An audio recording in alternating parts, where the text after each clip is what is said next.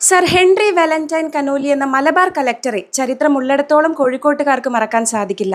മലബാറിലെ എലത്തൂർ പുഴയെയും കല്ലായി പുഴയെയും തമ്മിൽ കനാൽ വഴി ബന്ധിപ്പിച്ച് ജലഗതാഗതം സാധ്യമാക്കിയത് അദ്ദേഹമാണ്. നിലമ്പൂരിലെ മനുഷ്യനിർമ്മിതമായ ആദ്യത്തെ തേക്കിൻ തോട്ടമായ കനോലി പ്ലോട്ട് വെച്ചുപിടിപ്പിച്ചതും ഇദ്ദേഹത്തിന്റെ നേതൃത്വത്തിലാണ്. കോഴിക്കോടൻ ബസാറുകളിലും കെട്ടിടങ്ങളിലും തീപിടുത്തമുണ്ടാവുക അന്ന് സർവ്വസാധാരണമായിരുന്നു. ഇതൊഴിവാക്കാനായി ഓലമേഞ്ഞ കെട്ടിടങ്ങൾ ഓടുമേയുന്നതിനായി ആദ്യ നടപടി സ്വീകരിച്ചതും ധനസഹായം നൽകിയതും ഇദ്ദേഹമാണ്. അവർണർക്ക് ആദ്യമായി ജോലി സംവരണം ഏർപ്പെടുത്തിയതും കനോലിയാണ്. കോഴിക്കോട്ടുകാരോട് നല്ല സ്നേഹബന്ധം പുലർത്തിയിരുന്നെങ്കിലും സ്വാതന്ത്ര്യ സമര സേനാനികളെ അടിച്ചമർത്തുന്നതിനുള്ള ഇദ്ദേഹത്തിന്റെ മർക്കട മുഷ്ടിയും പ്രസിദ്ധമാണ്.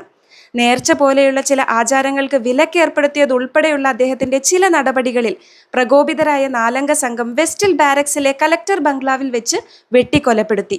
കാലം മായ്ക്കാത്ത ഓർമ്മകൾ ഇന്നും മലബാറിൽ അവശേഷിക്കുന്നു.